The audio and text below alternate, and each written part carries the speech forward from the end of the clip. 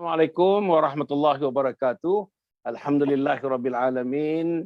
Wassalatu wassalamu ala asyrafil anbiya'i wal mursalin sayyidina Muhammadin wa ala alihi wa sahbihi ajma'in. Subhanaka la ilma lana illa ma 'allamtana innaka antal alimul hakim. Wa la haula wa la quwwata illa billahil aliyyil azim. Amma ba'd. Qala Allah Ta'ala fi kitabil aziz. A'udzu billahi minasyaitonir rajim. Innaka la tahdi man ahbabta walakinna Allah yahdi man yasha wa huwa a'lamu bil muhtadin. Sadaqallahul azim. Para penonton yang dihormati sekalian, kami daripada Yayasan Sabah sentiasa mengalu-alukan para penonton.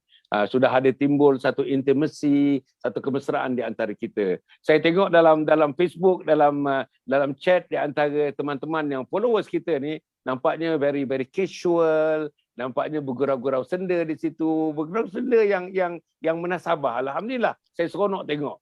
Untuk pengetahuan teman-teman, kita sudah 1 tahun 8 bulan sekarang ni bersiaran, setiap malam 9 suku, setiap pagi pukul 7, Alhamdulillah. Sebab itu followers kita yang sudah mengikut begitu lamanya, sudah lebih daripada mengenali antara mereka, walaupun secara in person, secara fizikalnya mereka tidak pernah bersua. Mereka bersua saja di alam maya. Dengan saya pun tak pernah bersua, agaknya sebagian besar daripada mereka, kita bersua di alam maya. Untuk pengetahuannya, dengan kita punya pengulas kita malam ni, Profesor Dr. Noor Azniza pun saya tak pernah jumpa in person kan, tapi kita jumpa di alam maya, Alhamdulillah. Jadi para penonton yang mati sekalian, kita malam ni ada seronok kita. Kita malam ni special, kita ada tetamu khas pada malam ini yang menjadi ahli panel, suami isteri, saya rasa tuan-tuan dan puan, namanya ialah Cik Tun. Cik Tun. Cik Tun. Jadi Cik Tun ini akan bersama-sama dengan kita dalam program ini untuk mengkisahkan dirinya, tuan-tuan dan puan. Tajuk malam ini ialah hidayah, hijrah dan hidayah. Hijrah dan hidayah. Hijrah itu apa? Hidayah itu apa? Bukan hijrah fizikal daripada Mekah ke Madinah tu, bukan. Ini hijrah daripada kedudukan yang kurang baik kepada yang lebih baik, kepada yang lebih baik, kepada yang lebih baik, kepada yang lebih baik, lebih baik. Conversion daripada yang kurang baik kepada yang baik, itulah namanya proses, namanya hijrah. Jadi insya-Allah tuan-tuan dan puan, kita akan dengar daripada Cik Tun nanti. Dan saya nak ingatkan tuan-tuan dan puan, ini bukan kita nak mengkedepankan tentang hal-hal peribadi, terasa-rasa macam seronok kita mendengar cerita-cerita peribadi. Tak ada.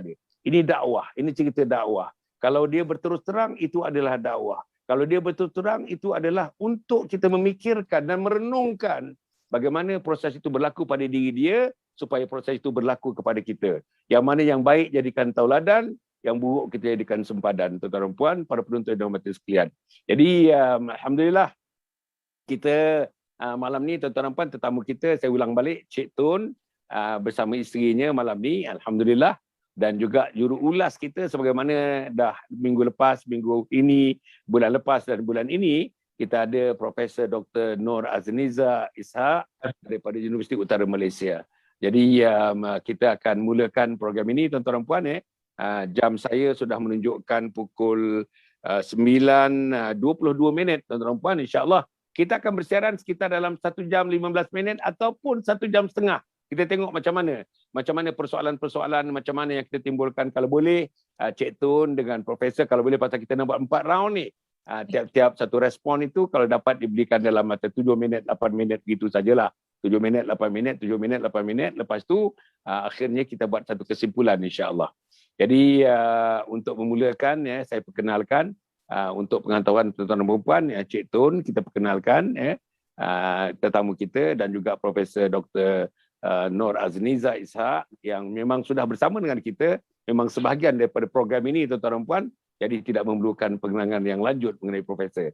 Jadi agaknya sebagai permulaan, kita dah boleh mula dah. Cik Tun, kita dah boleh mula dah ke? Cik Tun. InsyaAllah. Alhamdulillah. Cik Tun ni pakai baju mana, Allah. Ini baju kira-kira kuning-kuning pinang ni. Kuning-kuning pinang ni. Dia ada makna ni. Dia warna pinang ni ada makna ni, Cik Tun. Saya pun tak tahulah. Tapi pakar psikologi boleh menengok. Warna ni ada kaitannya dengan pilihan-pilihan, ada kaitannya dengan sikit ilmu psikologi tentang itu. Jadi Cik Tun, sebagai permulaan, boleh Cik Tun kenalkan diri Cik Tun dan mungkin mengenalkan kalau isteri yang bersama-sama dengan Cik Tun pada malam ini, cuba perkenalkan. Sebelum yang kedua nanti, kita pergi kepada latar belakang Cik Tun insya-Allah. Perkenalkan diri dulu, di mana lahir, di mana membesar, macam mana pendidikan dan sebagainya. Sila Cik Tun. Ya, Alhamdulillah, syukur insya-Allah. Saya kongsikan sikit kehidupan saya. Assalamualaikum pada Datuk yang sudi menjemput saya dalam live Datuk. Terima kasih juga kepada Profesor. So, nama saya Fazil. Saya daripada keluarga 13 beradik. Saya anak yang ke-11. Saya pendidikan tak tinggi manalah, saya sampai sekolah Janam je. Saya lahir di Perak. Saya membesar di Sungai Besi, Kampung Seri Indah, Sungai Besi. Okey, saya pendidikan saya sekolah Darjah 6. Jadi tidak tinggilah pendidikan saya sebab saya ni terlalu nakal sikit. Mak saya mendidik cukup orang kata sempurna. Ayah saya pun sempurna, alhamdulillah. Cuma biasalah. Bila anak lelaki ni dalam ramai-ramai tu adalah kekurangan. Berhenti sekolah sampai Darjah 6 je tu. Sebab dia bercampur dengan budak-budak. Saya bukan salahkan budak-budak tu, saya bercampur. Saya menjadi kepala kepada budak-budak tu. Saya sekolah 6 bulan, cuti 6 bulan. Masya-Allah. Okey, lepas tu saya ni dalam kehidupan saya ni, saya tidak adalah didikan agama tu, tak ada. Mak ayah ajar. Mak ajar, bapa ajar, suruh solat apa semua. Pak saya ni suka keluar malam balik pagi. Keluar malam balik pagi. Mak saya alhamdulillah orang kata tak adalah tak mendidik. Cuma saya ni nakal sikit.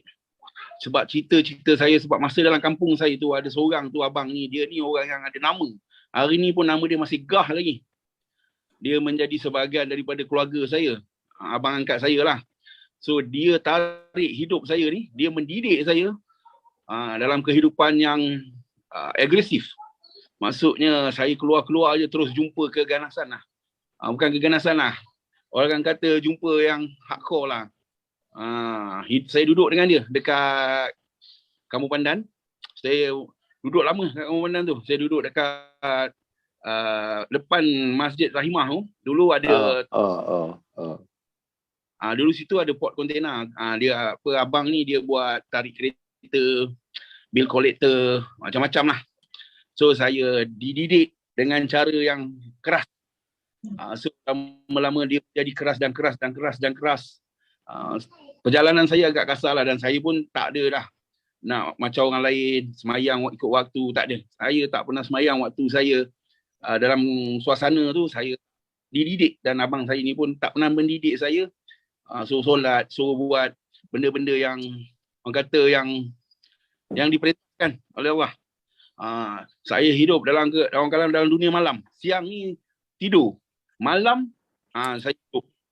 Berjalan sana, mencari site sini, buat kerja sana, buat kerja sini. Itulah kehidupan saya satu ketika dulu. Banyak benda lah saya belajar dalam kehidupan saya sebelum saya berhijrah. Kehidupan orang kata yang tak patut diikut oleh anak-anak muda sebenarnya. Sepatut bila saya dah berhijrah ni baru saya perasan sebenarnya apa yang saya buat satu ketika dulu tu sia-sia. Kalau saya mati pun sia-sia tu maksudnya. Masuk kongsi endon, masuk kongsi bangla pergi orang kata pergi comel-comel kat sana lah. Tapi bukan buat benda maksiat tu. Menyamar macam-macam. Masya-Allah.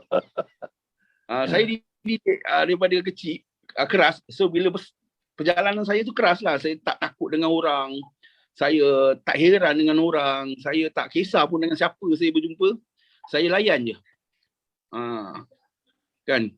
Itulah kehidupan orang kata, kehidupan yang patutnya anak muda sekarang ni tak ikut sebenarnya kehidupan tu. Dia bukan menyesatkan kita, dia menjauhkan kita yang sangat jauh.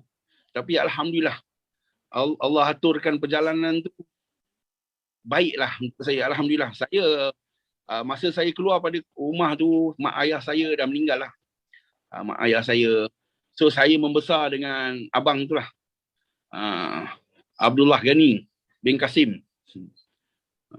Orang dia pun orang kata masyhur jugalah. Tapi alhamdulillah dia pun dah berhijrah. kami sama-sama dah belajar. Saya alhamdulillah, ni kita cerita pasal yang nakal-nakal dulu tu Lepas tu kan saya kahwin 4 isteri, saya ada 4 orang isteri. Hari ni saya ada 15 orang anak. Insya-Allah.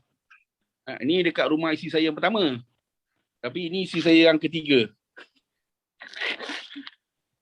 Sebab isteri saya yang pertama ni dia malu gitu. Ini isteri saya yang ketiga.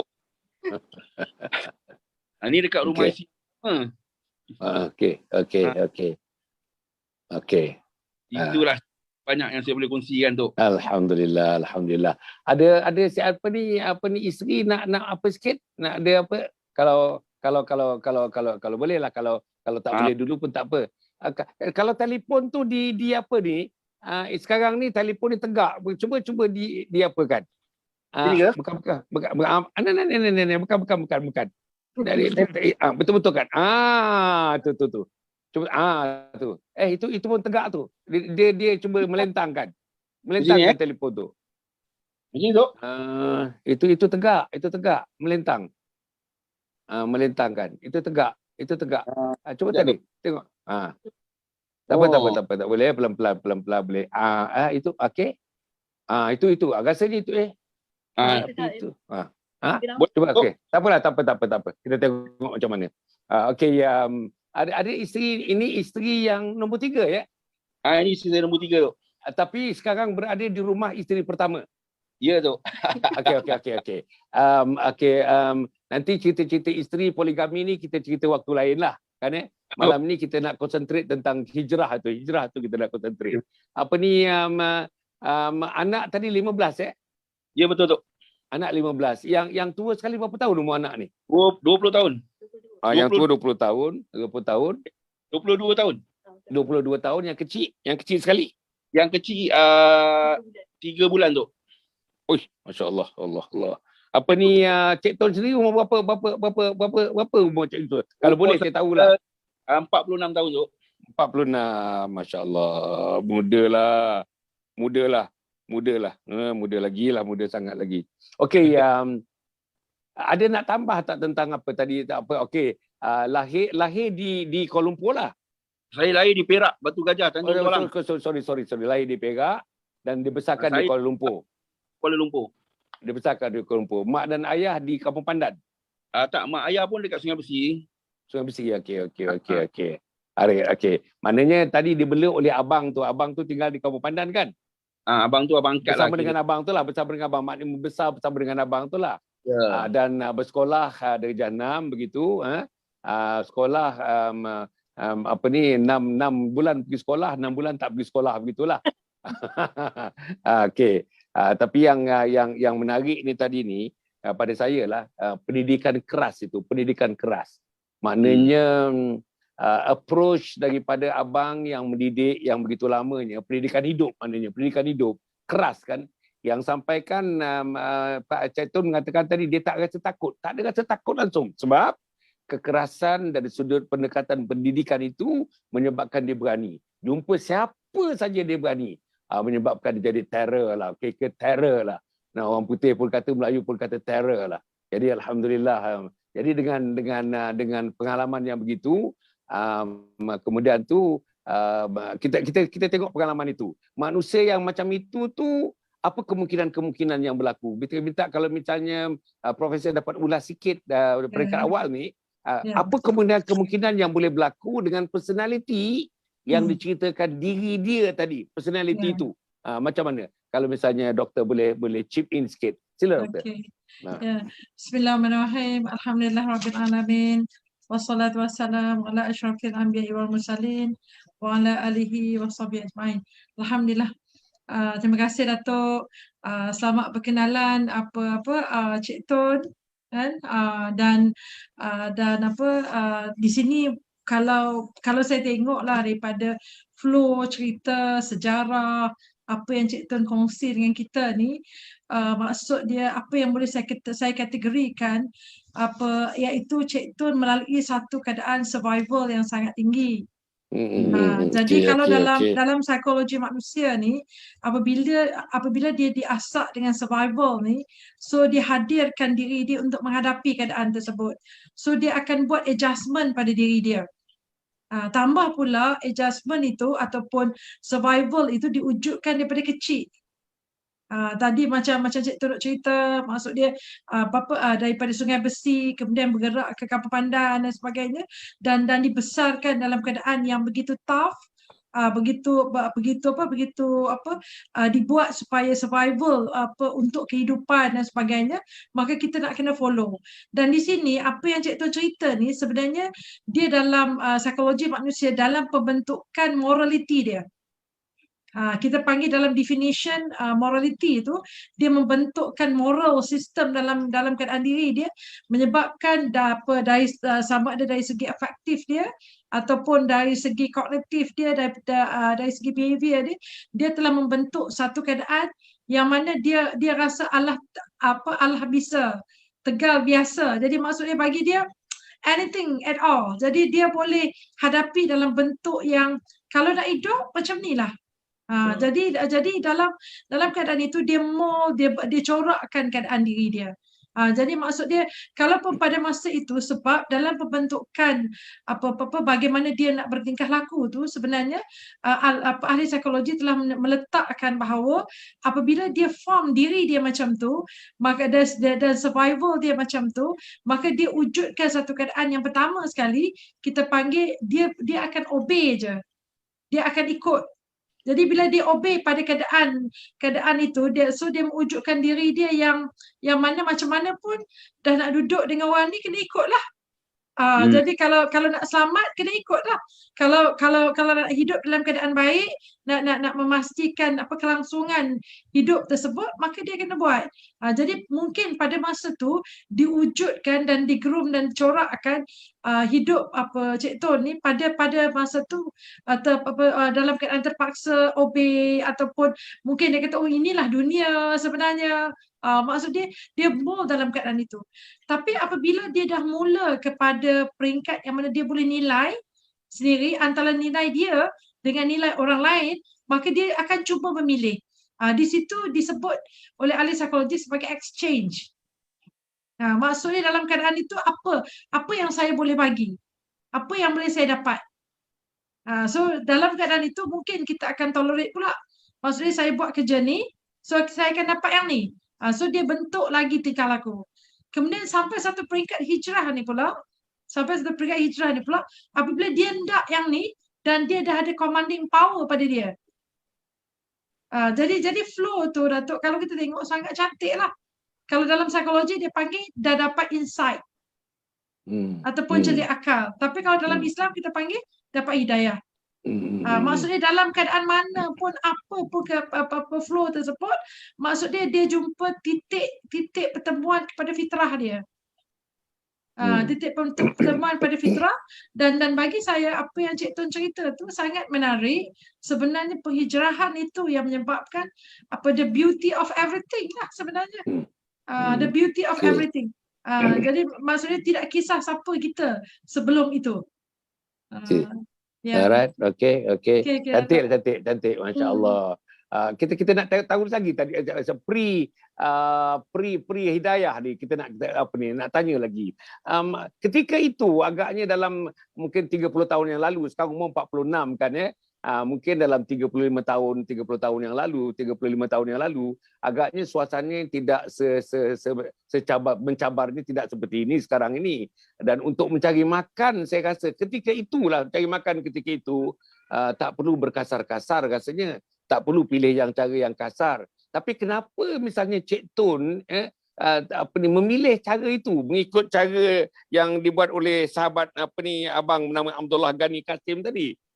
Kenapa pilih yang kasar tu? Adakah kerana mak bapak kata tadi tidak didik secara itu? Tapi rasanya kawan-kawan kan ya, balik malam tidur, siang tidur, malam berjaga. Itu jenis manusianya. Dan agaknya berkawan pun dengan teman-teman yang sejajar dari segi tingkah laku dan sebagainya. Mungkin kekasaran pun ada pada teman-teman itu dan sebagainya. Tapi persoalan saya, kenapa pilih? Siapa yang pilih? Apa yang menggerakkan pilih dan boleh hidup dalam suasana kasar begitu. Padahal masyarakat keliling mak bapak tidak begitu. Mungkin adik-beradik lain yang besar ni keluarga besar 12 orang. Mungkin tidak begitu. Hanya Cik Tun saja begitu. Kenapa Cik Tun ni berlainan daripada yang lain?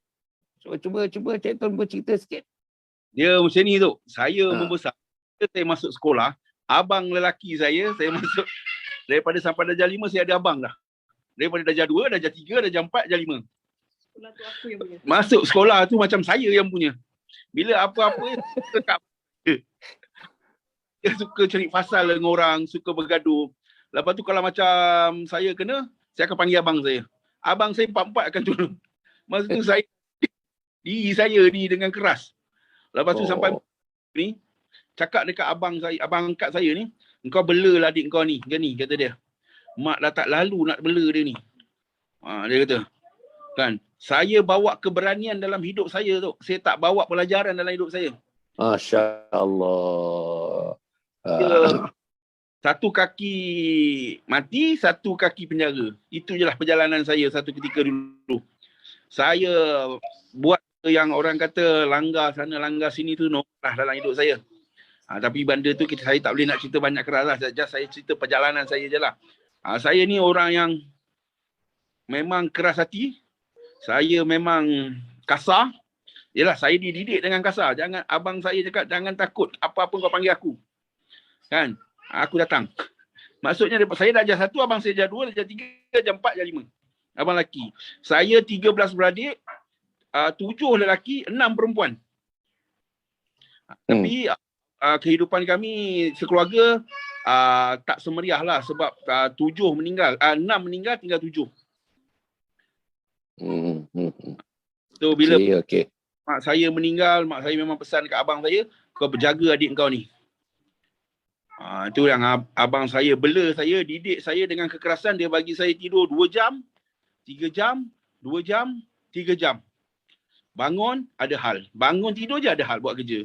Bangun je ada hal buat kerja. Duit je. Masya Allah. Masya Allah. Orang kata nak survive saja. Orang kata hidup tu dididik macam tu lah. Okey. Jadi maknanya pattern bentuk abang tadi, abang yang pertama, yang kedua, yang ketiga, yang selalu bela, yang selalu membela Cik Tun ni, abang pun agaknya karakter yang sama ke macam mana ke? Dia memang kasar jugalah, sama juga macam saya. Masya Allah. Kampung orang jangan usik anak Pak Dali lah, orang kata. Memang kalau ibarat macam lembu lah, seekor lembu beraung, satu kampung akan beraung. Masya Allah. Okey. Ada isteri nak nanti nak isteri bila dapat hidayah nanti saya pergi pada isteri. Apa ni quick respon daripada doktor ya. Saya tadi bila saya dengar ni, ini menarik betul ni. Dia kata saya bawa keberanian dalam hidup, saya tidak bawa pelajaran dalam hidup. Masya Allah. Saya bawa keberanian dalam hidup, saya tidak bawa pelajaran dalam hidup. Doktor, in a quick respon doktor. Macam mana tu doktor? Okey, saya cuba ya Datuk. Dalam keadaan ni, bila term saya kata, Cik Tun kata bawa keberanian dalam hidup, dia tak bawa pelajaran ataupun tak bawa ilmu dan sebagainya. Tapi sebenarnya apabila kita tengok keberanian itu pun, dia sebenarnya datang dengan ilmu. Cuma bagaimana kita define ilmu tu. Jadi untuk membina beraninya dalam diri kita tu, sebenarnya dia ada kaitan dengan survival. Jadi kita kalaulah kita letakkan diri kita di tempat yang semua di bawah perlindungan orang ada dan sebagainya, mungkin kita rasa macam selamat dalam keadaan itu apabila setiap orang telah menjaga kita. Tapi untuk Cik Tun tadi, walaupun dia cerita tentang abang dan sebagainya, tapi mungkin cara didikan daripada awal persekitaran abang tu telah meletakkan lelaki berani, kan, tak boleh kalau nak hidup, kalau nak duit, kena buat juga, ataupun kena kejar, kena minta, kena mungkin peras ugut ke apa benda semua, ikutlah, buatlah macam mana pun. Tapi maksud dia apabila kita nak itu. Jadi di situ sebenarnya apabila cognitive level telah diasah, daripada awal. Bayangkan dia darjah 1, darjah 2, 3, 4, 5 tu semua abang dia yang buat macam tu. So dalam keadaan itu dia sendiri membina diri dia, oh inilah style kehidupan. Jadi bila inilah style kehidupan, sebenarnya dia membawa kepada perkara yang, contohlah kalau katalah dia ugut ke, dia marah orang tu, jadi orang tu akan bagi ke, so dia akan rasa seronok. Oh, ini adalah salah satu cara. Mungkin bagi dia pada masa tu lebih baik daripada duduk belajar, kan, apa ikut tawaduk ke, apa ikut obedient, jadi orang yang sangat mengikut peraturan ke apa. Dia kata jadi ikut peraturan macam selalu kena bully dan sebagainya. Lebih baiklah dia jadi seorang yang berani. So kadang-kadang dia yang cuba menakluki orang lain, nak takluk orang lain. Dan sebenarnya dia dalam keadaan itu, sebab itu perkataan yang paling signifikan dengan Cik Ton ni adalah survival dia perlukan keberanian lebih daripada yang lain. Jadi sebab itu dia tidak ambil, dia tidak kisah dengan ilmu yang lain, tapi sebenarnya ilmu kehidupan ada dalam keberanian itu. Cumanya dari segi mungkinlah dari segi ilmu agama ke, ataupun ilmu berkaitan dengan bagaimana menghormati orang lain ke, untuk rasa kesian, simpati pada orang lain ke, maksudnya yang tu dia akan adjust dalam kehidupan dia sampai dia dapat apa yang dia nak pada keadaan itulah. Itu pandangan saya, Datuk. Ya, betul alhamdulillah. Maknanya survival lah. Survival yang mencorakkan dia kan ya. Survival itu yang mencorakkan dia. Tetapi ialah pilihannya banyak ketika itu, saya rasalah. Kan pilihannya untuk jadi kurang keras pun ada, pilihannya untuk belajar pun ada, pilihan untuk bersekolah menjadi orang yang pandai pun ada. Tetapi dia memilih yang ini. Agaknya persekitaran dia, mungkin persekitaran. Tapi dia kata mak dan ayah dia semayang, suruh semayang, tapi dia tak pernah semayang. Saya nak tanya ni sebelum saya pergi pada isteri ya, saya nak tanya ni, adakah pasal tak semayang, tak ikut peraturan agama, membelakangkan agama, ikut keberanian, kehebatan kita sebagai manusia, dan orang pun tepuk tangan tengok keberanian kita dan sebagainya. Tadi dia kata sekolah ni macam milik dia, sekolah ni dia punya sekolah itu. Masya Allah tuan-tuan dan puan, kalau sekolah tu katakanlah ada 300 murid, semuanya tunduk kepada dia, itu memang hebatlah. Tapi apa yang saya nak sebutkan ya, kalau misalnya dalam persekitaran yang begitu, saya nanti nak tanya kepada isteri dia selepas ini kan ya, adakah kekasaran, kasar, sifat kasar, cakap kasar, tengking kerdik, bahasa-bahasa kasar dan sebagainya itu, adakah itu juga melarat sampai kepada sampai pada rumah tangga, melintasi pintu dalam rumah, masuk dalam rumah budaya itu, dan isteri-isteri terperangkap dengan budaya itu? Agaknya sang isteri boleh jawab sikit ke agak-agaknya macam mana? Sang isteri yang ada kat situ boleh tak? Assalamualaikum. Sila. Siapa nama ni isteri ni? Siapa nama ni? Saya Ija, isteri nombor 3 Cik Ton. Masa mula-mula kahwin tu memang kenal tahu dia macam mana, tapi bila dah kahwin tu semua tu tak ada. Masya-Allah. Memang alhamdulillah lah, memang kenal-kenal dia, alhamdulillah dia bukan macam tu lah. Kita dapat tahu dengar cerita dia dulu je. Cakap yang aku kenal, yang aku kahwin ni bukan yang macam tu, pelik juga rasanya. Betul ke cerita ni kan? Asyik. Pasal memang dia sangat sensitif. Jangan kasar dengan anak dia. Biasalah mak-mak kan garang. Dia nampak marah anak dia, dia boleh menjengkel mata dia tengok marah. Jangan marah. Oh. Asyik. Suara tu tak apa-apa, tenggelam timbul suara tu. Okey. Suara tu tenggelam timbul puan Oh ya ke? Okey. Okey. Kita tak apa. Sila. Teruskan. Jadi maksudnya puan minta maaf ya. Puan mengahwini atau dia dikahwini puan sebelum dia dapat hidayah ya, sebelum dia hijrah. Sebelum lagi hijrah. Sebelum hijrah. Tapi sebelum hijrah, kalau misalnya di luar rumah, perangai dia sebagaimana yang disebutkan tadi, kasar, membuat kerja-kerja yang kasar, agaknya perangainya kasar, agaknya bahasanya kasar. Tetapi di rumah ni pula, Masya Allah, Sampai puan kata, dia tak sangka. Yang dia tahu Cik Tun ni perangainya X, tapi di rumah perangainya Y pula. Jadi macam mana tu? Dia pun jadi adakah itu pada puan lah, itu lakonan dia ke ataupun puan yakin itu sifat sebenarnya dia di rumah? Alhamdulillah setakat ni apa yang saya tahu macam seolah-olah yang kat luar tu yang macam berlakon pula. Yang kat rumah dia lain. Oh, Masya Allah. Ini cantik ni. Ini cantik pada saya dah, para penonton dalam mata sekalian. Rasanya malam ni saya betul-betul. Inilah cerita manusia, perempuan. Inilah dynamics of being human kan. Jadi dalam konteks itu kita bercerita ni seronok sebenarnya. Kita ada pakar psikologi bersama dengan kita mengulas cara psikologi. Tuan-tuan dan puan, cuba tengoklah. Kita tengok ni tuan-tuan dan puan menjadikan satu pedoman kepada kita. Maknanya tuan-tuan dan puan belum pergi hidayah lagi. Lepas ini tuan-tuan dan puan kita akan pergi hidayah. Tapi saya nak minta pada doktor, your quick response tentang isteri mengatakan tadi dia kahwin sebelum dapat hidayah. Sebelum hijrah berlaku, dan ada dua poles of personality, ada dua typology personality. Maknanya di luar rumah dia terror, dia disegani, dia ditakuti, saya ingat bahasanya dia digeruni. Boleh bahasa itu? Ya, betul. Dia digeruni. Cik Tun, boleh ke Cik Tun? Digeruni. You digeruni. Okey, tak apa. Okey. Tetapi bila di rumah, dia berumah macam kucing nak dikasih. Tahu kucing nak dikasih. Macam itu. Jadi macam mana Profesor, saya pun tengok ni benda ni tapi ini pengakuan isteri dia. Saya kata tadi adakah itu berlakon? Isteri dia pula kata yang luar tu berlakon. Dalam rumah ni tidak berlakon. Macam mana ni Profesor? Cuba Profesor sila.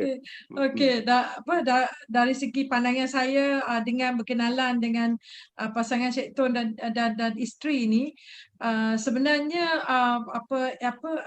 dia ada dalam diri kita ni, dia ada ideal self dan real self. Maksud dia dia kadang-kadang dia tidak bertembung antara satu sama lain, tapi kita akan membuat dan juga kita akan bereaksi sebagaimana yang diperlukan pada masa itu. Jadi dalam keadaan ini bagi saya lah, sebab itu yang saya kata tadi, bila Cik Tun cerita dia di luar, mungkin garang, berani, yang tu keperluan untuk survival. Tapi dalam diri dia sebenarnya mungkin ada taman, ada bunga, ada loving punya strength, dan dalam keadaan itu mungkin bagi dia wanita ni adalah makhluk yang perlu dia sayangi, dia bukan dikasari dan sebagainya, dan bagi saya benda itu adalah boleh berlaku pada setiap manusia yang mana dia perlu bertingkah laku mengikut keperluan pada masa itu. Jadi mungkin kalau dengan isteri, dia akan bertolak ansur, dia akan berlembut dan sebagainya disebabkan apa yang telah educate pada dia sebelum itu adalah perlu dia letakkan kepada kaum Hawa dan sebagainya. Mungkin sebab itu kita pun tak tanya lagi, mungkin Cik Tun adalah antara yang disukai oleh ramai wanita ke kan. Jadi maksud dia cara cakap, cara bertingkah laku, cara menunjukkan appreciation kan, dia sangat memberi recognition kepada isteri-isteri dan sebagainya. Tapi Datuk, itu bukan perkara yang tak boleh berlaku, tapi dia adalah perkara yang normal yang mana manusia akan adjust pada keadaan-keadaan yang dia perlu. Maksudnya dari segi real self dia, kadang-kadang kalau kita kata diri sebenar dia, tapi untuk mungkin di luar adalah diri untuk survival dia. So dalam keadaan itu dia akan menggerakkan diri dia untuk berubah mengikut keperluan pada keadaan tersebut. Cumanya yang mana satu yang kita akan tengok secara jelas, mungkin kalau bagi saya lah, pandangan saya nampak yang isteri nyatakan itu mungkin real self kepada Cik Tun. Sebab perkara tersebut kadang-kadang bila kita hidup dalam suami isteri dan sebagainya, perkara yang dilahirkan itu dan sebagainya, itu yang realnya diri kita. Sebab dia akan tengok kebaikan dan kelemahan kita. Dan apabila dia nyatakan itu adalah kenyataan yang menunjukkan itulah dia. Tapi dekat luar kita kena bertingkah laku mungkin lebih kasar, lebih berani sebab survival untuk kehidupan kita kan, mata pencarian ke, ataupun kita terpaksa berdepan dengan berbagai bentuk orang untuk kita kita laksanakan tugasan kita dan sebagainya. Tapi maksud dia bagi saya dia adjust lah Datuk. Maksud dia Cik Tun dia pandai lah adjust sebenarnya. Okey. Alhamdulillah. Saya ingat cantik tu, maknanya tuan-tuan ideal self dengan satu lagi the real self kan Maknanya alhamdulillah lah. Kalau itulah yang disebutkan oleh isteri, saya harap 3 isteri yang lain pun pendapatnya sama dengan isteri yang nombor 3 ni. Kalau misalnya isteri yang lain sama pendapat yang nombor 3, saya baru yakin.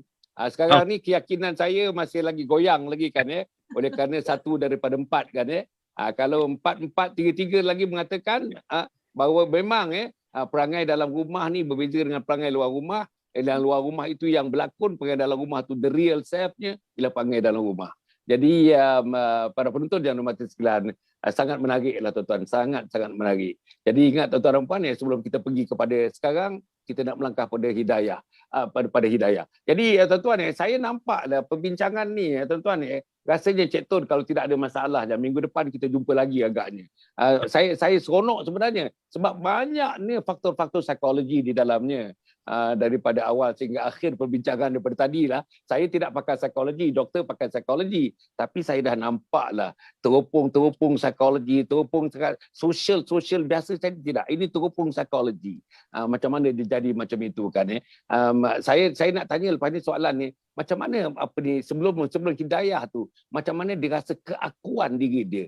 How you rate yourself keakuan aku, kehebatan aku, orang takut dengan aku, orang puji aku, orang tunduk kepada aku. Macam mana saya rasakan ni? Macam tadi you katakan macam sekolah tu kita punya. Itu dah saya nampak dah. Saya nampak you punya ego punya hebat lah dia punya.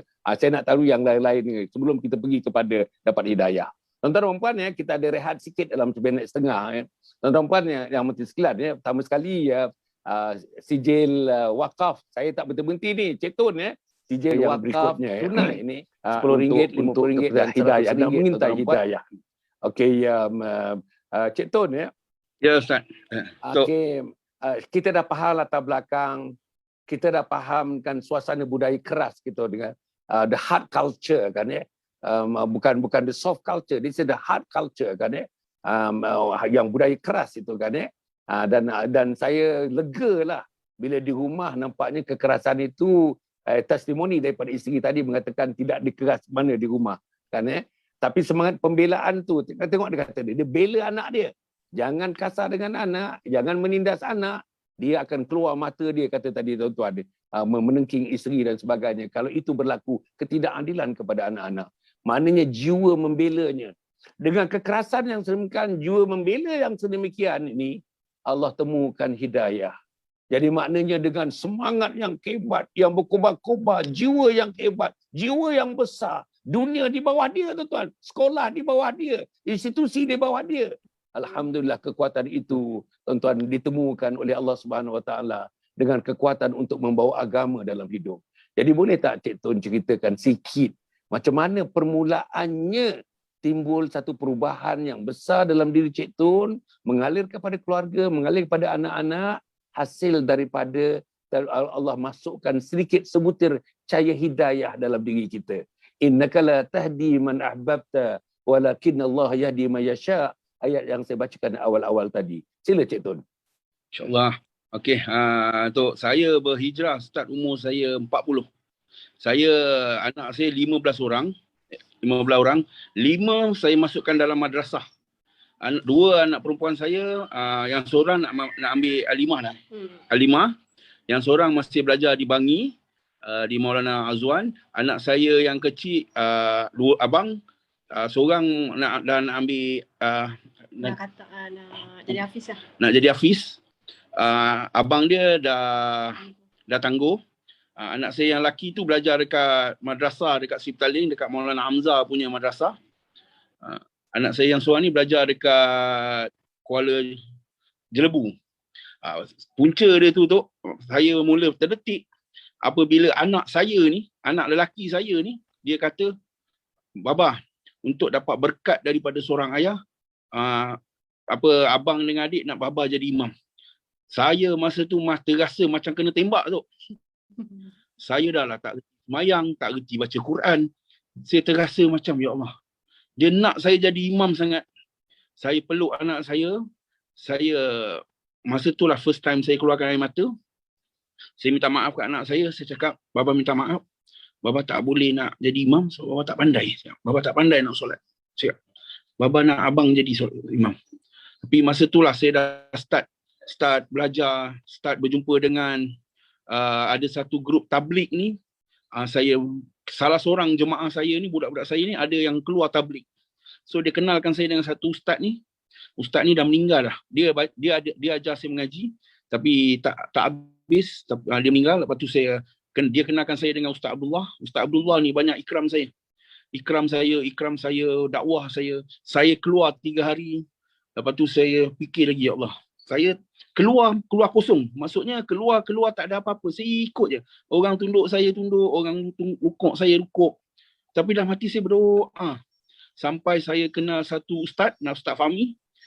Saya duduk depan dia, saya cakap, Ustaz, jadikan saya anak murid, saya nak belajar mengaji. Alhamdulillah, saya bulan puasa, saya khatam Iqra.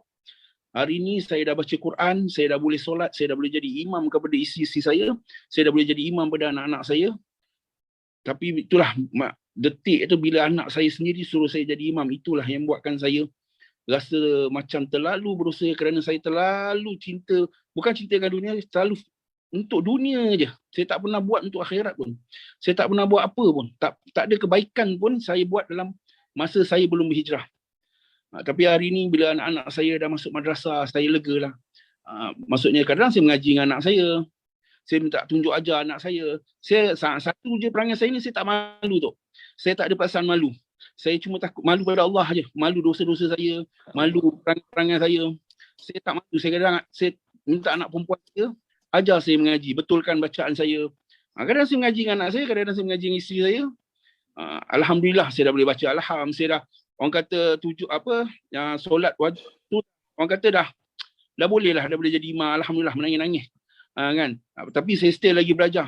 Saya tak pandai lagi. Saya masih belajar lagi. Saya masih tak faham lagi. Saya belajar, saya keluar. Lepas tu saya kenal dengan Maulana Helmi. Saya banyak menuntut dengan dia. Belajar amalan-amalan guru, kata dia. Ambil. Sebab hati saya ni berbolak-balik. Masa penghijrahan saya ni, biasalah. Saya pernah buat perkara-perkara yang tak diingini. Yang tak disukai oleh Allah. Kadang-kadang saya cakap, saya rindu. Saya cakap kadang saya rindu nak buat benda ni. Saya takut bila saya rindu, saya terbuat. Jadi sayang, jadi cinta, susah nak lepas. Lepas tu ada seorang sahabat saya ni, dia buat mandi jenazah. Saya start mandi jenazah dengan dia. Tiap kali saya mandikan jenazah, saya letak itu saya. Tiap kali saya mandi jenazah, saya letak itu diri saya.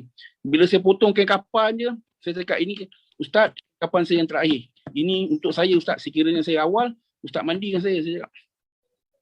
Itulah saya banyak belajar. Rupa-rupanya hidup ni sebenarnya bukan untuk dunia. Sebenarnya hidup ni untuk agama. Maksudnya kita kena kejar agama. Jangan kejar dunia. Tapi Alhamdulillah dalam penghijrahan saya, banyaklah sahabat-sahabat saya rupanya dari grup-grup jemaah tabligh. Orang yang keluar. Tapi dia orang segan lah sebab saya. Time tu saya suka perli. Saya suka perli dia. Kan? Tapi Alhamdulillah hari ni, dia menerima saya, welcome. Sangat welcome. Saya cakap jangan letak saya sebagai seorang ketua. Letak saya sebagai budak baru yang baru nak kenal agama. Saya cakap. Saya ni jenis tak malu tu. Saya tak ada masalah. Kalau baik untuk diri saya, untuk agama, saya belajar. Alhamdulillah, saya dah pelan-pelan, saya dah boleh dah. Orang kata boleh lah. Dah boleh mandikan jenazah, saya dah boleh solatkan jenazah. Alhamdulillah. Hari ini, saya berjaya bersama sahabat-sahabat saya membeli van untuk saya wakafkan kepada tim Fardu Kifayah untuk menjadikan faham akhirat. Allahu a'lam lah. Tapi yang kita belajar itulah kan. Sekarang ni saya banyak buat benda-benda yang manfaat lah.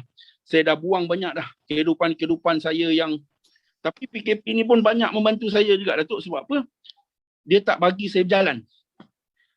Saya tak ke sini. Saya banyak habiskan masa dengan isteri. Lepas tu bila masjid pun kita susah, saya nak tu. Saya banyak jadilah dengan isteri. Banyak menuntut jugalah dengan isteri saya. Alhamdulillah isteri saya ni, walaupun tahu saya ni, tapi dia orang ikram saya kuat lah. Ikram saya kuat. You ketua sayang. You jangan saya macam tu lah. Alhamdulillah tu. Anak-anak saya ni berkat saya lah. Sebab tu saya suruh anak saya masuk madrasah, belajar mengaji. Saya cakap, ni lah yang buatkan cahaya di dalam kubur Babah esok.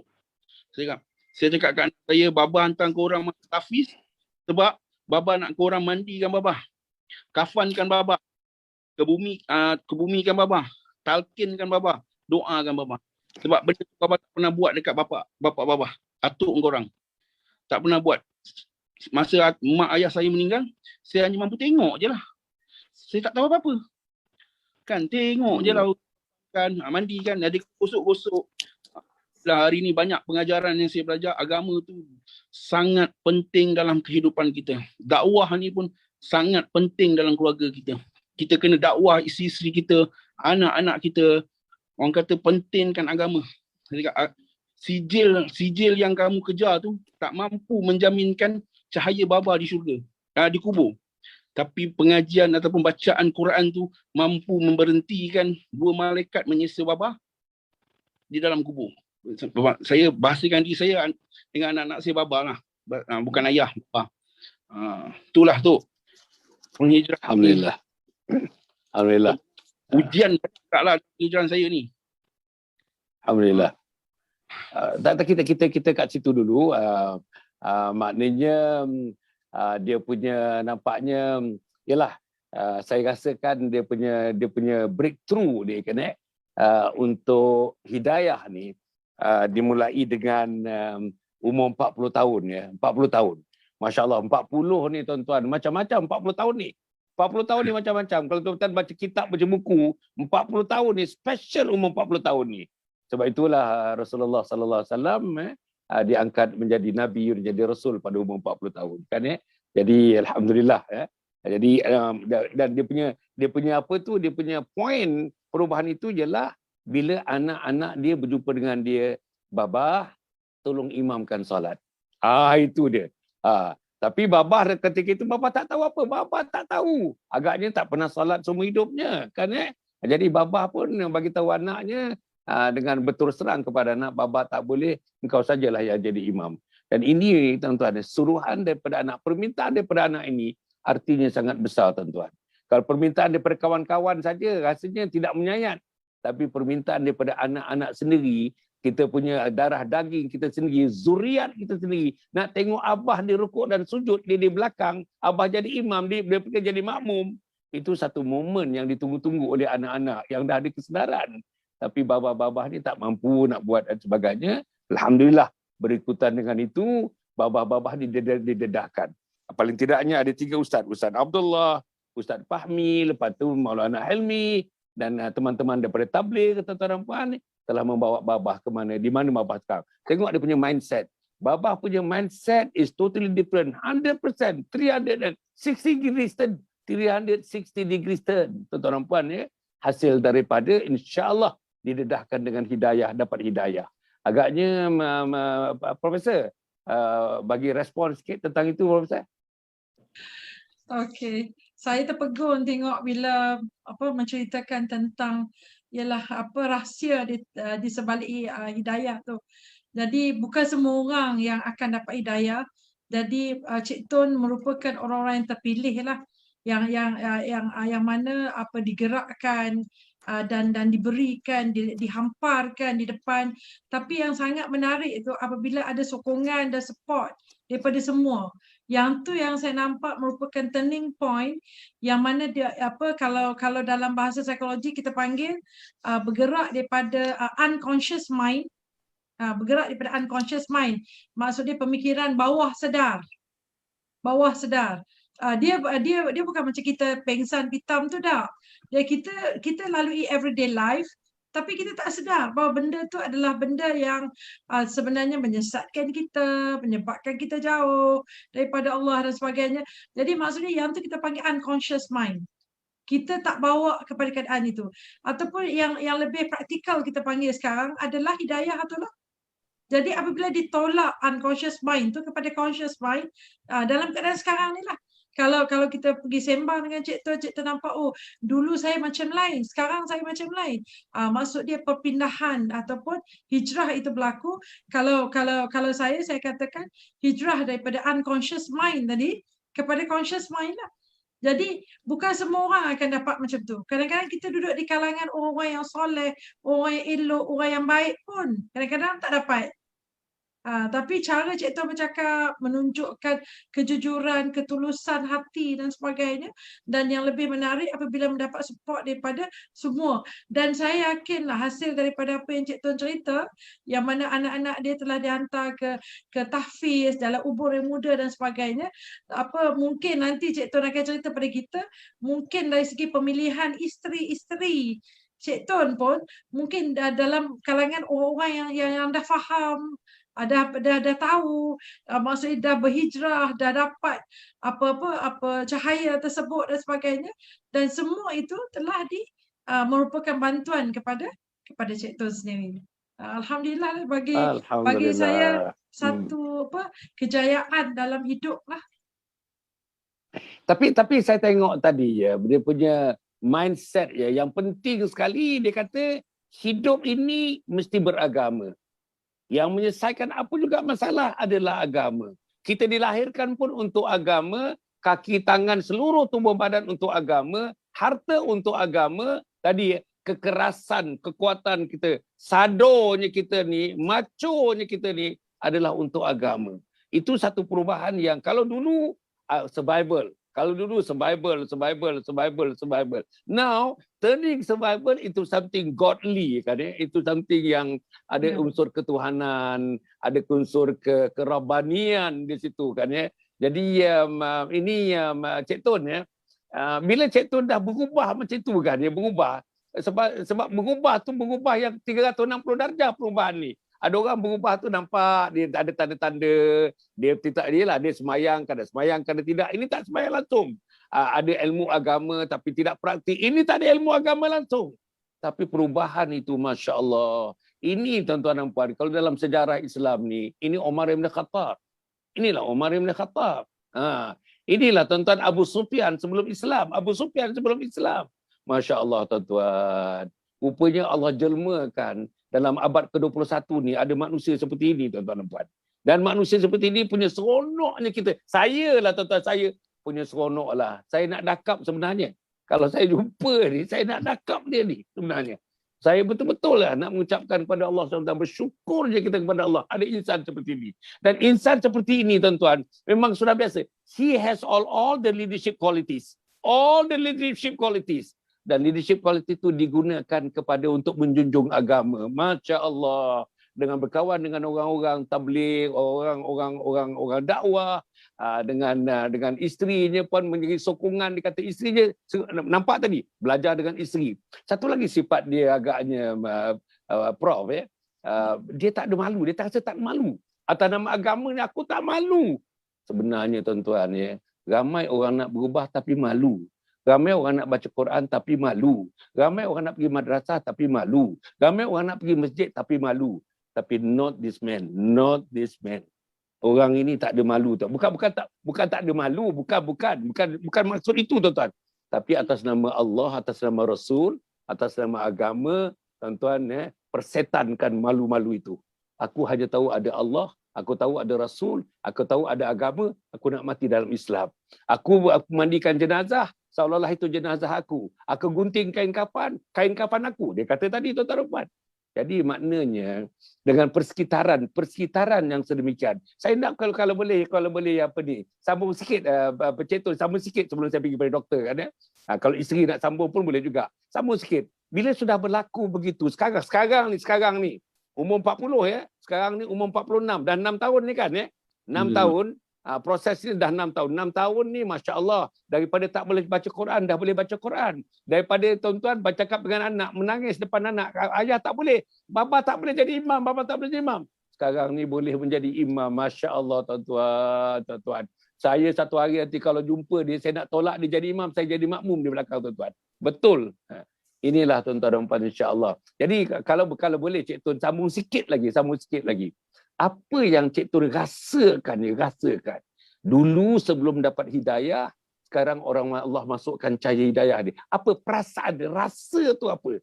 Rasa malam rasa apa? Siang rasa apa? Pagi rasa apa? Petang rasa apa? Tengok orang rasa apa? Tengok orang ramai rasa apa? Tengok masjid rasa apa? Tengok surau rasa apa? Tengok panggung wayang rasa apa? Tengok kelab malam rasa apa? Tengok orang tepi-tepi jalan ni yang panggil-panggil kita, tuan-tuan minta maaf, melacur dan sebagainya, apa? Tuan-tuan dan puan, macam mana sekarang ni? Macam mana dia punya kotak pemikiran ni? Dia punya toolbox tu, macam mana kotak pemikiran kita sekarang ni? Kotak pemikiran Cik Tun sekarang ni lah. Kalau dapat kita share dengan para penonton. Sila Cik Tun. Dalam perubahan saya tu, saya tak adalah cakap saya buang habis semua kejahatan saya. Saya stay campur dengan kawan-kawan saya. Cuma saya tambah solat, tambah puasa, tambahlah orang kata dakwah. Jumpa dengan kawan-kawan macam biasa. Saya tak adalah asing-asing dengan kawan-kawan saya. Sebab kawan-kawan saya ni pun banyak membantu saya dalam penghijrahan saya. Dia banyak tanya saya, keluar 3 hari macam mana, best ke? Saya cakap best. Saya cakap macam duduk dalam syurga. Hari-hari orang baca Quran, bangun tahajud malam-malam. Kita ngantuk tengok orang. Kan? Lepas tu dalam penghijrahan, dulu sebelum saya berhijrah tu, muka saya ni macam muka rimau. Allah. Kan? Fikir lah, site ni tak ada orang ambil lagi. Nak pergi dah. Nak pergi langgar dah. Hari ni, Allah bagi cukup kat saya tu. Allah bagi cukup. Tak ada duit yang banyak pun saya rasa, ya Allah syukurnya. Cukup ada keluarga, ada isteri dengan saya. Mereka dapat ingatkan saya, sayang. Ini yang I nak, you doa. Saya sampai tulis doa dalam kertas tu. Baca kuat-kuat. Kan nak jadikan isteri sebagai bidadari syurga ataupun jadikan isteri sebagai ketua bidadari syurga untuk saya. Masya Allah. Saya doa ni pun saya ambil pada Maulana Helmi. Saya minta dia rakam sebab saya tak pandai menulis tu. Saya betul huruf. So ustaz ni dia tulis, baca. Tapi saya boleh baca, saya tak boleh tulis. Saya boleh baca tapi saya tak boleh tulis. Sikit boleh lah. Kalau panjang-panjang orang putih langsung jahanam. Tapi hari itu saya happy dengan hidup saya sampai saya dah tak nak dah benda-benda luar, kerana apa yang Allah bagi ni untuk saya prepare sebelum saya mati. Saya kalau tidur, saya tidur saja. Hari ni bila saya tidur, saya teringat, hari ni aku banyak buat dosa lah. Aku kena buat solat sunat taubat. Saya ambil air semayang, prepare. Yalah, kita bila dah tahu, kena buat. Pasal Maulana Alim selalu pesan kat saya, kita ni pendosa ya. Dia panggil saya ayah. Dia kata, ya, kita ni pendosa. Kita kena hari-hari buat solat taubat. Hari-hari kena berdoa kepada Allah. Sebelum tidur berdoa kan. Doa hari-hari atau zikir. Dia suruh saya buat zikir 40. So selawat pada Nabi sebelum tidur dia. Saya amalkan. Pasal benda tu benda tak susah. Tak keluar duit. Tak keluar apa. Benda mudah bagi saya.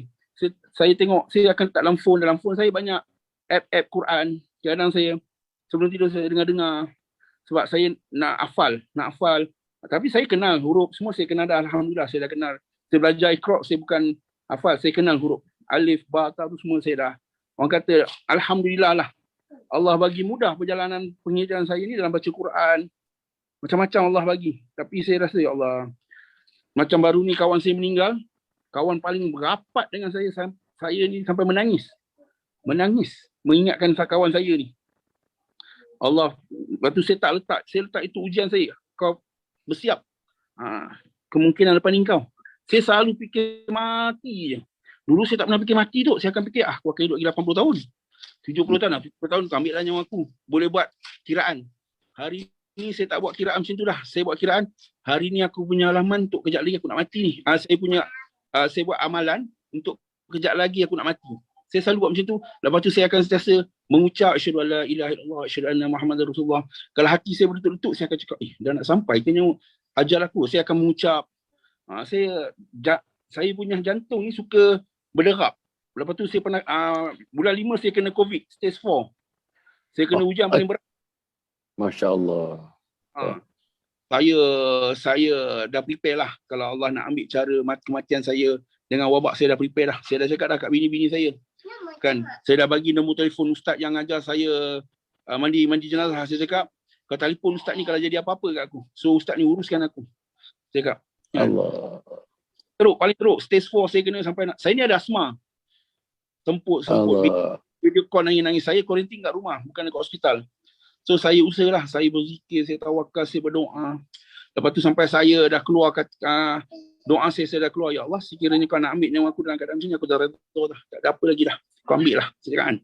Dalam keadaan menitik tu air mata tu. Tapi Allah tak bagi lagi. Mungkin kerana dosa saya masih banyak lagi. Yang 40 tahun punya dosa tu tak habis. Nak diampun. Allah bagi saya. Sebab tu saya hari-hari saya buat. Saya ingat pesan Maulana Ilmi. Ayah buat hari-hari walaupun baca selawat sekali ataupun zikir Allah subhanallah. Ingat sebab benda tu macam kalau ayah mati maksudnya ayah dalam keadaan sedang berzikir ataupun sedang ingat kepada Allah. Saya ajar. Ini banyak ajar saya. Banyak. Saya pun selalu tanya, saya cakap hati saya ni selalu berdebar-debar. Bila hati selalu berdebar-debar ni ya, dalaman ni masih keliru dengan penghijrahan saya, dia kata. So banyakkan zikir. Sebab tu saya kalau lepas subuh saya ada beli tasbih 1000 dekat Mekah. Saya akan buat zikir lah. Lepas subuh sampai pukul 8 pun saya tidur. Yang macam tu lah. Sebab Maulana Naimi kata kalau subuh jangan tidur selagi matahari tak terbit. Dia kata. Saya pun ikut lah. Saya ni kan orang tak tahu apa-apa. Saya ikut je lah. Kalau benda tu baik, saya amalkan je. Sebab dia kata sebab apa yang kita buat ya belum tentu bertahan lama sebab Allah rancang untuk kita kejap lagi nak mati. Sebelum nak mati tu ayah ingat. Sebab tu saya tengok Maulana Hilmi, saya duduk dengan dia satu bilik dekat Umrah.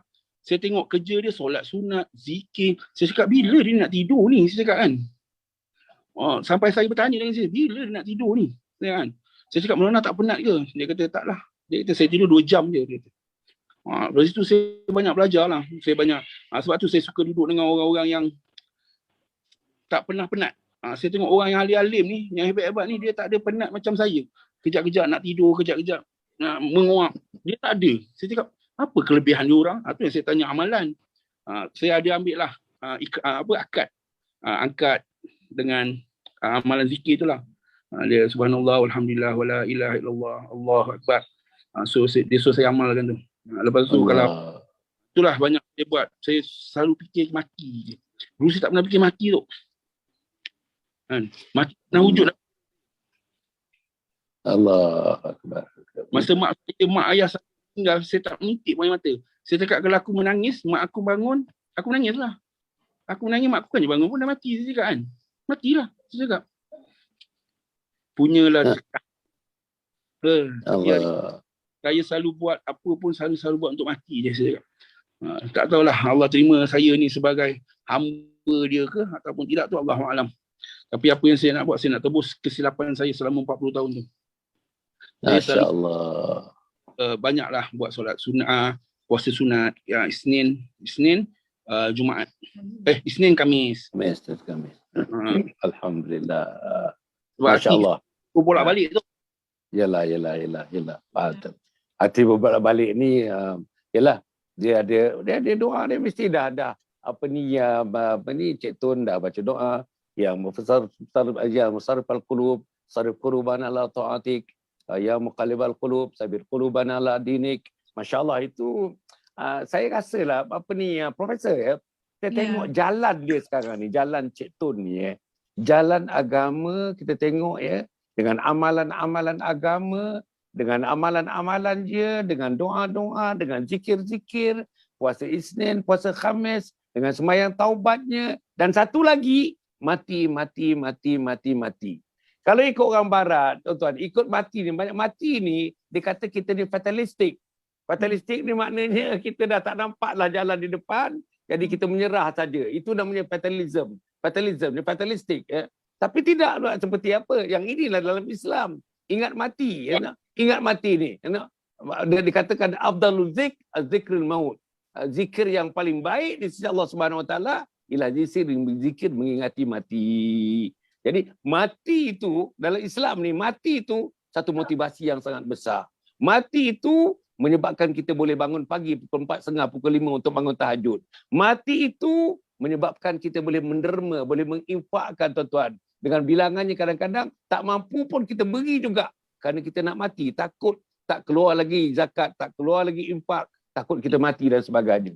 Itulah dia motivasi mati dalam Islam. Agaknya doktor, kita pun dah nak tinggal lagi 2-3 minit lagi nak habis ni. Saya harap sangat Cik Tun ni, saya harap sangat. Tak habis lagi cerita ni. Ini baru 1/3. Saya nak bagikan pada 3 slot ni, 3 segmen ini. Baru 1/3 ni. Kalau boleh lah, kalau boleh minggu depan. Kalau boleh.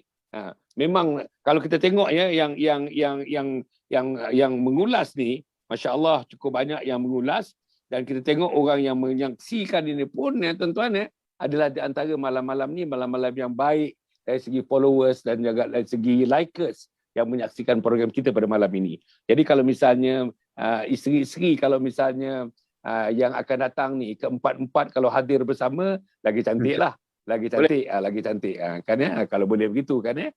Jadi apa ni yang mengakhirkan Profesor, very quick one kan ya. Macam mana tuan-tuan dalam Islam ni mati sebagai satu motivating factor. Mati sebagaimana pencelik ke seluruh daripada tubuh sampai ke daripada atas sampai ke bawah ni semuanya being motivated kerana kita akan dimatikan Allah Subhanahu Wa Taala. Macam mana Profesor? Okey, pada pandangan saya Dato', sebenarnya apa yang Cik Tun cerita tu, sebenarnya saya sangat terpegun dengan cerita-cerita tu yang menunjukkan kebijaksanaan dan membawa kepada itulah sebenarnya apa tujuan hidup yang sebenar bagi seorang manusia. Jadi seolah-olah macam dah jumpa dengan fitrah itu. Yang tu yang best part tau. Maksudnya bila dia dah jumpa fitrah tersebut, sebab kalau kita tengok hakikat apa kejadian Allah kepada kita apa di muka bumi ataupun di dunia ni adalah untuk melalui ujian demi ujian demi melalui kehidupan itu adalah untuk kita tahu dan kita macam kita beribadah kepada Allah Subhanahu Wa Taala, dan sebenarnya dia adalah satu keadaan yang mana kita meningkatkan dari segi pahala, dari segi amalan kita supaya kita persediaan bertemu dengan Allah. Dan di sini saya tengok Cik Tun dah sampai ke target tersebut lah.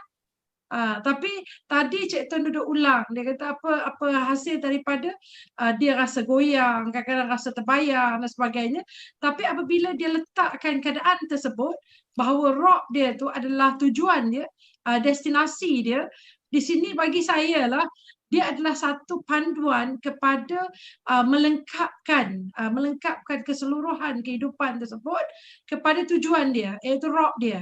Jadi maksud dia dengan mengingati mati, dengan mengaitkan dari kita everyday life kita dengan kematian dan sebagainya, menunjukkan yang Cik Tun telah sampai kepada tahap yang kebijaksanaan manusia dalam meletakkan diri dia kepada asal dia. Jadi maksudnya bukan semua orang boleh dapat, sebab bila orang ingat mati orang takut. Suami tak berani cakap, isteri tak berani kata, tapi itulah realiti. Itulah realiti. Maksud dia sebenarnya dia sangat signifikan dengan keberanian yang telah Cik Tun cerita awal tadi. Sebenarnya tanpa dia sedar, keberanian yang dipupuk hasil daripada awal pendidikan dia tu untuk survival. Tapi apabila dia bertemu dengan Allah ini, Rob dia yang sebenar ni, balik kepada fitrah dia, dia combine personality dia tu, mewujudkan dia sebagai manusia yang sangat bijaksana, yang mana meletakkan readiness dia untuk bertemu dengan Rob dia. Jadi maksud dia, dalam keadaan itu dia jelas meletakkan priority Allah tersebut, sebab itu yang lain-lain urusan dalam kehidupan dia jadi jelas.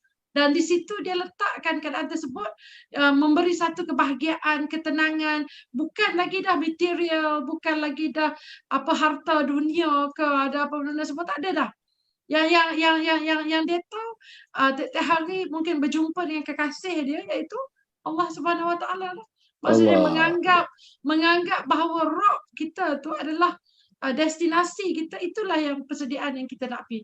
Dan sekarang ni Datuk, kalau kita tengoklah, bila saya ikut semua program Datuk dan sebagainya, apabila kita tengok ramai dalam kalangan ustaz yang menyatakan bahawa kita ni berada di dalam platform kita sekarang ni di dunia dan sebagainya, adalah mengikut apa yang Allah letakkan pada kita.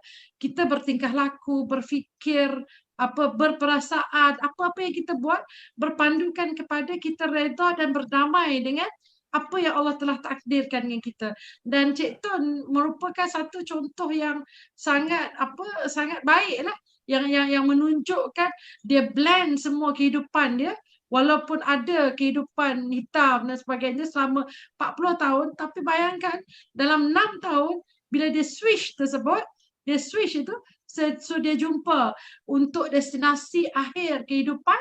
Dan di situ sebenarnya Cik Tom berada dalam keadaan yang manusia yang sangat bijaksana lah bagi saya lah. Alhamdulillah. Masya Allah tuan-tuan dan puan. Tapi saya berharap sangat sebenarnya. Saya berharap sangat minggu depan mungkin ada 2 sesi lagi minggu depan. Kita belum masuk lagi. Tuan-tuan, sebenarnya hidayah kita boleh baru kita cuit sikit saja lagi. Hidayah, hijrah dan hidayah. Hijrah dan hidayah. Hidayah, hijrah. Hidayah, hijrah. Itu belum lagi kita sentuh tuan-tuan. Dan saya dah tengok dia punya apa tuan-tuan. Kita dah pergi tadi pre-hidayah. During hidayah ni tak habis lagi sebenarnya. Post hidayah, belum kita sentuh lagi tuan-tuan dan puan. Jadi saya harap insya-Allah kalau dapat minggu depan kita raikan dengan isteri-isteri kita sekali, tengok macam mana, perkenalkan kepada para penonton dan tuan-tuan dan puan. Saya rasa nampaknya sambutan daripada penonton begitu hangat nampaknya. Alhamdulillah, kita bersyukur pada Allah Subhanahu Wa Taala. Saya nak ingatkan sekali lagi tuan-tuan. Ini bukan kita nak mengutarakan mana-mana orang, mana-mana personality kerana ujub, kerana kita riak, kerana kita sombong, kerana ada apa-apa urusan yang lain daripada hanya kita nak dakwah. Ini dakwah. Tuan-tuan, everything lies on dakwah, is based on dakwah, tegak atas nama dakwah. Sebab itu tuan-tuan dan puan, bila itu, jadi nampaknya saya tadi punya seronoknya sebab Cik Tun terima undangan saya. Dan yang kedua, Cik Tun tadi cerita betul-betul. He open his card tuan-tuan. He open his card. Dia ceritanya. Pada saya banyak yang soal-soal yang agaknya orang kata privacy, orang kata private. Tapi bagi dia tak malu tuan-tuan. Dia boleh cerita kerana dia sayangkan Allah Subhanahu Wa Taala. Dia sayangkan agama. Dia sayangkan perubahan. Dia sayangkan hijrah. Above all, di sejarah dia sayangkan hidayah yang telah dimasukkan pada dirinya. Jadi tuan-tuan, isterinya pula alhamdulillah bagus. Pandai bercakap. Bagus. Kalau dapat insya-Allah minggu depan pun isi-isi yang lain pun dapat bercakap sikit-sikit pun tak apalah insya-Allah untuk menguatkan lagi. Ya. Macam mana tu? Cik Tun? Besok isi standby. Isi nombor 1. Standby lah. Boleh lah. Jadi dah kita besok pukul 9 macam juga. 9 suku, 9.10 tu boleh dah. Kita boleh mula dah insya-Allah minggu depan pun juga hari Jumaat malam Sabtu. Jumaat malam Sabtu minggu depan InsyaAllah pukul 9 suku malam, tapi kita dah pukul 9.05 tu kita dah ada kat set lah. Maknanya kita dah ready lah. Yang bercelak dah bercelak, yang bergincu dah bergincu lah semuanya insyaAllah. Jadi insyaAllah kita akan berjumpa minggu depan. Tapi saya seronok sangat. Saya seronok. Para penonton yang tersebenarnya, ini bukan lakonan. Ini yang nyono. Kalau lakonan tuan-tuan, saya rasa tak ada nilai lah pada saya. Tapi this one is real. Tuan-tuan, keluar daripada mulut, the horse's mouth, tuan-tuan dan puan. Ini yang mahalnya pada saya lah, insyaAllah. Jadi mudah-mudahan Allah memberikan terus taufik dan hidayah kepada kita, hidayah kepada Cik Tun bersama dengan isteri-isteri dan anak-anak, 15 orang anak. Hampir semua anak-anak tuan-tuan dalam lapangan agama sekarang ni. Yang hafaz Quran, yang alim, yang pergi alim untuk menjadi alimah dan menjadi orang alim dan alimah. Masya Allah tuan-tuan. Inilah dia Cik Tun. Anak-anak yang akan mendoakan. Mati anak Adam besok, semuanya tinggal. Semua tinggal. Yang mengikut mayat ada 3 perkara. sedekah jariahnya, ilmu yang dimanfaatkan, dan yang ketiga, yang ini kita punya investment. Apa dia? Doa anak yang saleh dan doa anak yang salihah, insya-Allah. Jadi tuan-tuan para penonton, sekali lagi Cik Tun, jangan pergi mana-mana Cik Tun, jangan pergi mana-mana minggu depan. Minggu depan jangan pergi mana-mana, bersama dengan 4 orang isteri. InsyaAllah kita berjumpa lagi dengan profesor pun bersama dengan kita, ulasan-ulasan yang mantap tuan-tuan dan puan. Kalau tengok ulasan-ulasannya bukan saja ulasan sebagai psikologis biasa, tapi psikologi yang ada fikrah Islam. Fikrah boleh mengulas tuan-tuan tu. Hal-hal dakwah, hal-hal hidayah dia boleh ulas tuan-tuan dan puan. Ini pun jarang ada tuan-tuan. Di bumi Malaysia pun jarang, di luar bumi Malaysia pun jarang tuan-tuan nak dapatkan profesor yang sedemikian insya-Allah. Jadi dengan kombinasi begitu, alhamdulillah tuan-tuan dan puan, nampaknya program ini berjalan dengan lancar, dengan baik. Akhirnya tuan-tuan dan puan jangan lupa sijil wakaf tunai. Saya pergi situ juga lagi. Saya kira wajib sijil wakaf tunai. Kita nak raikan Cik Tun ni. Sekarang sudah pukul 10.40. Kita jarang sangatlah melepasi 10.30 ni, jarang sangat. Tapi malam ni pasal nak raikan, pasal seronok. Saya betul-betul seronok. Kerana Allah saya seronok. Kerana Rasulnya saya seronok. Kerana agamanya saya seronok. InsyaAllah tuan-tuan dan puan. Saya harap keseronokan ini tuan-tuan pun enjoy bersama-sama pada malam ini insyaAllah. Cukup setakat itu. Ada apa ni Cik Tun ada dalam setengah minit nak cakap apa lagi, ada ke? Saya tak ada nak cakap apalah, cuma saya nak minta ampun dan maaf sekiranya ada terkasar bahasa saya dalam rancangan Datuk. Saya minta ampun, minta maaf. Takut tu mana tahu habis rancangan ni Allah tarik nama saya. Allah. Minta maaf. Okey. InsyaAllah. Tapi tuan-tuan, stage 4 COVID, positif stage 4 tuan-tuan. Bulan 5 yang lepas. Bulan 5 baru sebulan setengah lebih tuan-tuan dan puan. Alhamdulillah. Saya pun bulan 2, saya COVID positif bulan 2. Bulan 2, bulan Februari dulu. Alhamdulillah. Jadi kita fahamlah tentang COVID ni, kita faham sangatlah insya-Allah. Jadi itu pun kita nak soal, minggu depan kita nak soal. Macam mana COVID? COVID ni, apalagi yang asma ni tuan-tuan, kawan dia mati lah tuan-tuan. Kawan dia mati sebenarnya. Kawan COVID tu mati. Dia punya partnership tu mati sebenarnya. Tapi ini pun kita nak tinjau pada minggu depan bila kita berjumpa. Macam mana COVID itu menambahkan lagi kegairahannya untuk beribadah kepada Allah Subhanahu Wa Taala. Betul tak? Betul.